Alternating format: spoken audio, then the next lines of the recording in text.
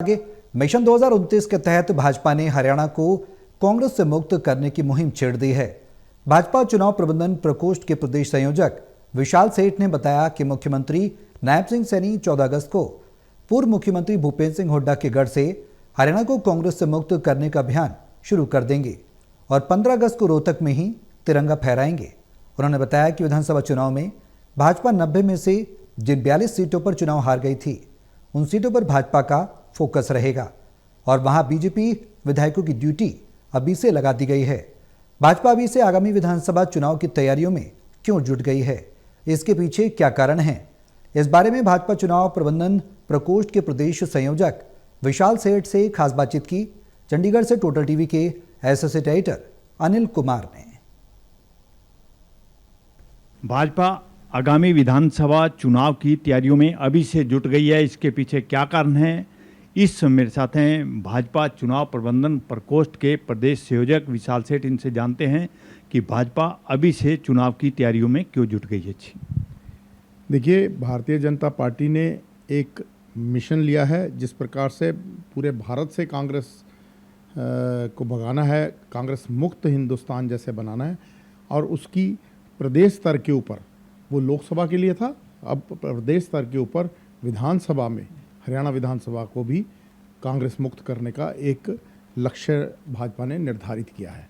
उसके तहत 90 में से जो 42 सीटें हम पिछले विधानसभा चुनाव में नहीं जीत पाए थे, उन विधानसभाओं के ऊपर पूरा फोकस किया जा रहा है और एक रणनीति के तहत 42 विधायकों का उन विधानसभाओं के ऊपर उनकी ड्यूटी लगाई गई है, ताकि उन बारीकियों को देखा जाए किस कारण से हम कोई कम वोट से रह गए या कहीं ज़्यादा से रह गए, या क्या कमियां रहीं, क्या हमें सुधार करने की आवश्यकता है, किन क्षेत्रों में हमें इम्प्रूवमेंट करनी है, लोगों की क्या हमारे से उम्मीदें हैं, क्या अपेक्षाएं हैं, उनके ऊपर किस प्रकार से खरा उतरा जा सकता है।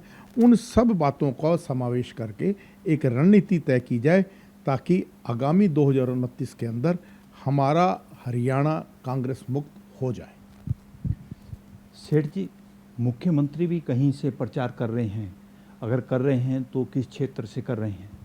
देखिए, मुख्यमंत्री जी रोहतक क्षेत्र से अपना प्रचार अभियान इस मुहिम के तहत आरंभ करेंगे। 14 तारीख को वो वहाँ पर तिरंगा यात्रा करने वाले हैं, 15 तारीख को रोहतक के अंदर ध्वज भी लहराएंगे और 14 तारीख को वहाँ पर तिरंगा यात्रा करके वो इस मुहिम को रोहतक से जो हमारे पूर्व मुख्यमंत्री भूपेंद्र सिंह हुड्डा हैं, उनके गढ़ से उनको चुनौती देते हुए भाजपा का ये अभियान आरंभ करेंगे। सेठ जी, अगली चुनाव की रणनीति क्या होगी और क्या मुद्दे होंगे और क्या जो फील्ड से आपको फीडबैक मिल रहा है? देखिए, सबसे पहला जो भारतीय जनता पार्टी का ये मुद्दा सदा ही रहा है, वो रहा है कि विकास का मुद्दा। विकास के ऊपर किसी प्रकार का कोई भी कॉम्प्रोमाइज़ नहीं किया जाएगा। फिर सामाजिक समरसता एक हमारा, ये भी एक बहुत भारतीय जनता पार्टी इस विषय के ऊपर चिंता करती है। सामाजिक समरसता, सबका साथ, सबका विकास और सबका प्रयास, इस नीति के ऊपर काम करते हुए कहीं पर भी, जहाँ पर भी हरियाणा के अंदर कोई भी किसी प्रकार की भी कमी है, उसको दूर करते हुए लोगों के जीवन के अंदर सुख और समृद्धि आए, इसके लिए निरंतर प्रयास करने का काम भारतीय जनता पार्टी कर रही है और करती रहेगी। सेठ जी, वन नेशन वन इलेक्शन को लेकर भी लगातार मीटिंगें हो रही हैं, तो क्या कारण है कि वन नेशन वन इलेक्शन का मुद्दा इस समय जोर पकड़ रहा है? देखिए, वन नेशन वन इलेक्शन हमारे देश के लिए अति आवश्यक है। जो ये कई इलेक्शन होते हैं, पहले लोकसभा का हो जाएगा, फिर विधानसभा का होगा, फिर वो नीचे लोकल बॉडीज़ का हो जाएगा, फिर पंचायतों का भी हो जाएगा। तो इस प्रकार से 4 बार हम, मतलब यूँ मान लीजिए, अगर 5 वर्ष की अवधि एक चुनाव की होती है, तो आए वर्ष प्रति वर्ष हम चुनाव के अंदर जाते हैं और उसके अंदर बहुत खर्चा होता है।